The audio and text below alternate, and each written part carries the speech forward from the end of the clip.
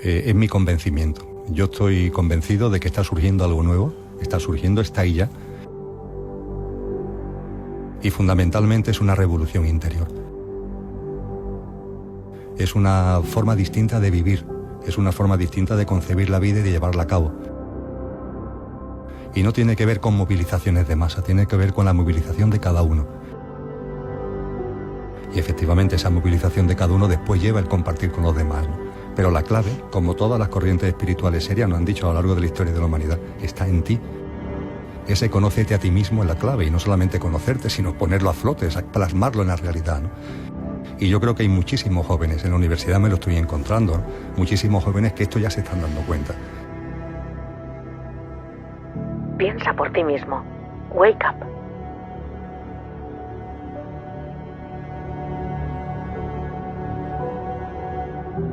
La palabra conciencia sin S, yo soy andaluz y la S se me escapa. La conciencia sin S tiene que ver, dice el diccionario, con temas morales relacionados con el bien y con el mal. Eso es la conciencia sin S. La conciencia con S es fundamentalmente el conocerte a ti mismo y conocer la realidad que te rodea. Por tanto, son cosas totalmente distintas.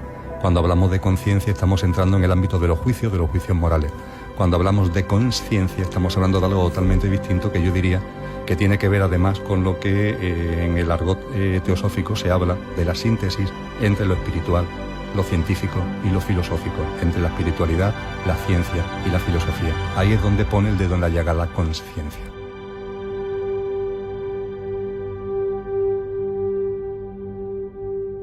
Por supuesto, hay una evolución en conciencia muy fuerte. Te puedo asegurar que la ebullición es enorme, que de una punta a otra de la geografía española hay grupos, hay gente que están evolucionando en conciencia y lo que es más importante, con una práctica de colaboración, de cooperación, de solidaridad, que es realmente maravillosa. Que esto no es un tema de formar un partido nuevo, de militar en una nueva no sé qué, no sé cuánto. Esto tiene que ver con uno mismo y es algo muy serio, que lleva a meterte dentro, a introspeccionar en ti, a estudiar también, a entrar en contacto con todos esos grandes pensadores que nos han aportado tanto a lo largo de la historia de la humanidad, y a partir de ahí que tu paso, el tuyo, sea distinto, y a partir de ahí te harás encontrando con gente que también tiene un paso distinto, y así iremos formando entre todo algo que no se puede todavía definir, pero que desde luego no va a tener nada que ver con lo que tú o yo ahora mismo podemos vislumbrar o podemos definir basándonos en lo antiguo. Es que va a ser algo radicalmente nuevo.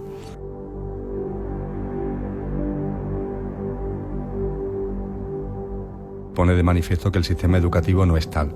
La educación viene también del latín, de educare, y su definición correcta es colaborar con el otro para extraer lo mejor de sí mismo. Fíjate qué belleza, ¿no? Colaborar con el niño, con la niña, con el adolescente, con el joven, para que pueda sacar lo mejor de sí, ¿no? Eso es la educación. Realmente el sistema que tenemos, aunque tenemos docentes magníficos que hacen todo lo posible para que esto sea así, pero la realidad es que el sistema lo que persigue es no la educación, sino el formateo. No la formación ya, sino el formateo.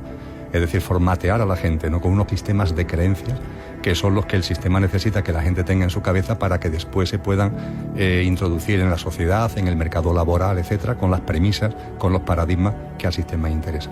Y efectivamente de la consciencia se habla muy poco en el sistema educativo, y las asignaturas que tienen que ver con la configuración de la consciencia, pongamos por caso la filosofía, pues han desaparecido del sistema. Incluso la forma de impartir que hay de la propia ciencia habría mucho que discutir, porque es una forma muy obsoleta donde los planes de estudio no están introduciendo las cuestiones de vanguardia que hoy día la ciencia está poniendo de manifiesto, y que mira por dónde están reafirmando los postulados espirituales más antiguos que vienen desde la noche de los tiempos de la humanidad. Pero nada de esto se habla en las escuelas, en los colegios y no se titula.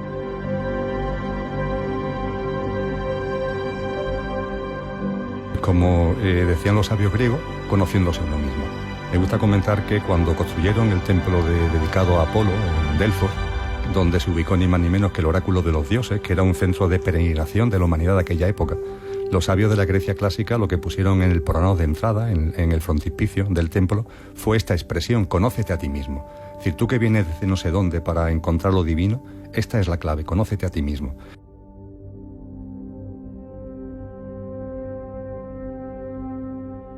Y desde luego, cuando yo hablo de conocerse uno mismo, pongo el énfasis ahí. Conócete en todo lo que te constituye, en aquella parte de componentes que son efímeros, que son nuestros componentes físicos, mentales y emocionales desde el punto de vista de la personalidad, etcétera, y conócete en la parte imperecedera, en la parte que no muere, conócete.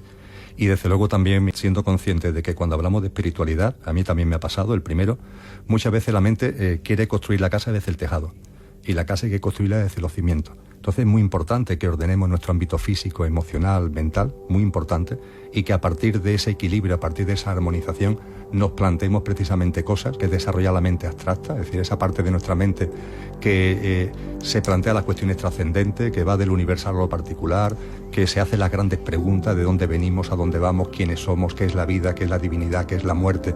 Esas cosas que son las que desarrollan ese componente que todos los seres humanos tenemos, pero aún está de manera incipiente, y que es realmente lo que va a permitir conectar lo que en el argot espiritual actual se llama el yo superior con el yo físico, mental y emocional que requerimos para vivir nuestra vida cotidiana. Pero para eso es necesario armonizar y equilibrar los componentes del día a día, cosa que la gente cree que no, que esto de la espiritualidad empieza por el tejado y puede el espíritu de golpe va a llegar, cuando eso es simplemente una quimera. Y desde luego la mente abstracta es fundamental, que es el símil del coche y el conductor.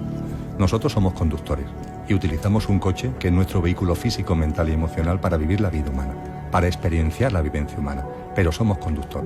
Que cada uno lo llame como quiere, alma, espíritu, un componente de todo, pero eso es lo que realmente somos. Entonces el conocimiento de uno mismo significa darte cuenta de que eres conductor, de que no eres el coche, y a partir de ahí que el coche esté bajo tu mando.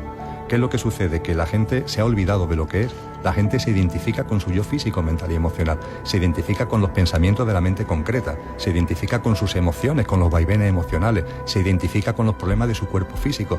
Entonces cuando tú te identificas tanto con ese personaje, con esa máscara, que olvidas lo que eres, el conocimiento de uno mismo se convierte en imposible, ¿no? Y conocerse a uno mismo significa darte cuenta de que tú eres mucho más. Y que, como leía recientemente a un gran científico contemporáneo, una cosa es la apariencia y otra cosa es la esencia. De eso se está dando cuenta la ciencia. Fíjate qué cosa más simple. Una cosa es la apariencia y otra cosa es la esencia. Pues bien, eso es precisamente conocerte uno mismo, conocer la esencia que hay en ti, no la apariencia que aparentemente eres.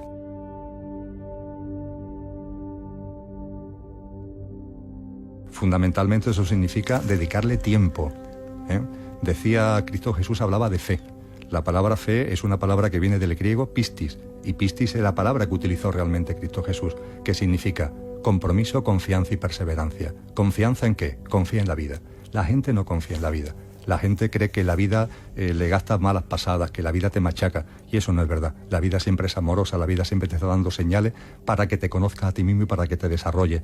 Comprométete. ¿Con quién? Contigo. El compromiso es un compromiso contigo. Es unas ganas de desarrollarte. Hay por ahí un autor maravilloso que me encanta, que se llama Taimni, que habla de las ganas, el hambre de desarrollarte, de sacar a flote tu desarrollo espiritual y todo lo que eres. Eso es el compromiso y la perseverancia. Estamos en una sociedad donde hablaba Zygmunt Bauman, este gran sociólogo polaco que murió recientemente, Premio Príncipe de Asturias, de que estamos en una sociedad líquida. Que la gente considera que las cosas van a llegar como por arte de magia, y esto hace falta perseverancia, hace falta estudio, hace falta dedicación, y es necesario que en el ámbito espiritual, yo esto lo comparto mucho con la gente con la que me encuentro en los distintos puntos de España, esto no puede ser que tú vayas a una charla una vez al mes o a un taller cada 15 días, esto no va de esto, así no vas a conseguir nada. Eso es la sociedad líquida de la que habla Bauman. Tú tienes que centrarte en ti, y esto tiene que formar parte de tu vida desde que te levantas hasta que te acuestas. Tampoco se trata de que te obsesiones, pero tiene que tener una presencia.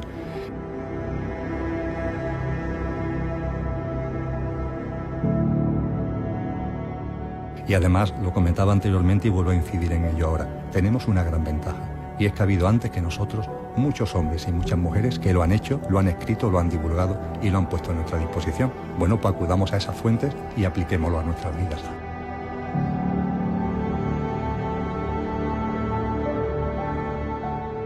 Y también pregunta mucho la gente, vale, Emilio, estás hablando, pero ¿qué hago? ¿Qué hago? La pregunta del ¿qué hago? Yo digo, mira, fundamentalmente empieza a preguntarte a ti mismo qué es lo que tienes que dejar de hacer.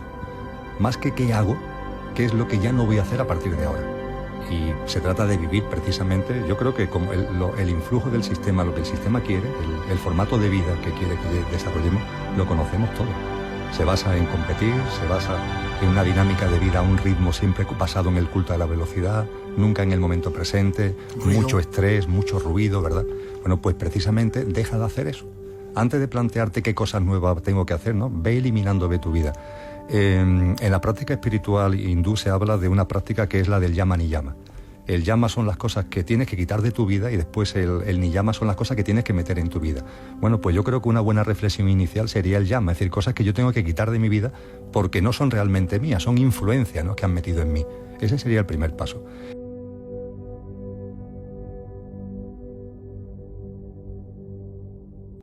Y después hay un segundo elemento, Miguel, que creo fundamental. Hablábamos antes del aquí y ahora, ¿no?, de la importancia del aquí y ahora. Y es un tema que Krishnamurti en alguno de sus textos ha puesto el dedo en la llaga, ya que hablábamos anteriormente de él. La enorme diferencia en centrar tu atención en el qué o en el cómo. La mente concreta, bajo el influjo de los sistemas de creencia, está siempre pensando en el qué. En cuanto que alguien habla contigo, ¿qué hago? ¿Qué dejo de hacer? ¿Qué pasa? ¿Qué no pasa? Siempre el qué por delante. Yo digo, cálmate, pon tu atención en el cómo. En el cómo vivo el qué. En el cómo vivo el qué. Te pongo un ejemplo que es bastante duro. Una enfermedad. Una enfermedad llega a tu vida. El qué de la cuestión no está en que la enfermedad haya llegado o no haya llegado. El qué de la cuestión es cómo la vives. ¿Cómo se vive el qué? Frente a ese influjo continuo de la mente del qué, ¿qué hago el qué? No, ¿cómo se vive el qué? ¿Cómo vivo el qué? La enfermedad no llega por casualidad, ni la enfermedad ni nada. He citado la enfermedad como podía citar cualquier otra cosa. Nada es casual en la vida, todo forma parte de una causalidad. Y cuando en tu vida hay algo, la reflexión profunda es ¿qué me está diciendo sobre mí mismo? ¿Qué mensaje me está dando sobre mí mismo? ¿Qué mano me está tendiendo para que me desarrolle en lo que realmente soy? Para que me conozca a mí mismo y pueda desarrollar todas mis potencialidades. En cambio, cuando nos llega cualquier desbarajuste, que es lo que hacemos, perdernos en el mundo de las emociones, perdernos en el mundo de la mente, sin sacarle ningún jugo, porque lo rechazamos. Esto no lo queremos, esto no lo queremos. No, está en tu vida por algo. Hay que tener confianza en la vida. Y a partir de ahí, pon tu atención en el cómo vives el qué.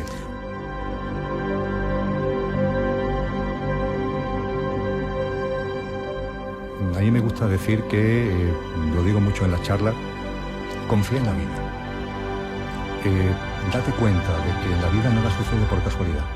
En tu vida te estoy refiriendo a la de cada uno, también en la del mundo, pero en la tuya, que todo tiene un sentido profundo, que todo tiene un porqué y un para qué que tiene que ver contigo, que te está hablando de ti y que te está impulsando a ti, al conocimiento de ti mismo y al desarrollo de todo lo que realmente eres y está ahí como en embrión. Confía en la vida. Y la gente dice que eso es muy difícil. Digo, confía una semana en la vida, una semana. Es que una semana, confía un día, confía una hora, confía en la vida una hora. De verdad que esa confianza una hora en la vida, enfócala, vívela confiando en ella, cambia radicalmente. Es una experiencia rompedora por completo, totalmente revolucionaria. Y yo invitaría que durante una horita, de mañana, de pasado, cuando puedan, que confíen en la vida, que las cosas que les sucedan durante esa hora no crean que son cosas que vienen por casualidad, que ha pasado por... No, tienen que ver contigo y te están dando un mensaje a ti directo para que lo oigas y para que lo lleves a la práctica. Y antes que yo lo han dado muchísima gente, porque yo soy aquí un don nadie, antes que yo lo han dado muchísima gente. De hecho, todas las personas que las enciclopedias recogen y que podemos tener en la cabeza, que son los grandes pensadores, los gigantes del pensamiento y de la acción de la historia de la humanidad, lo han hecho, sin excepción.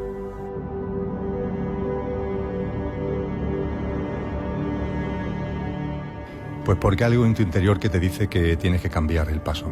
Es muy difícil de explicar con palabras, ¿no? Porque es un sentimiento profundo de que llega un momento en tu vida de que dices, no, ya está, ¿no? Ya he dedicado mucho tiempo a esto, que por cierto para mí el ciclo político como el ciclo universitario, porque doy clases de espiritualidad, pero durante años, décadas, he dado clases de economía política, ¿no? Y también lo dejé en un momento determinado. Es cuando sientes que tu vida tiene que ir por derroteros distintos. Entonces yo he aprendido que en la vida hay momentos en los que tienes que arriesgarte, soltar la liana que tienes en una mano sin haber cogido la otra, ¿no? Despierta. Wake up.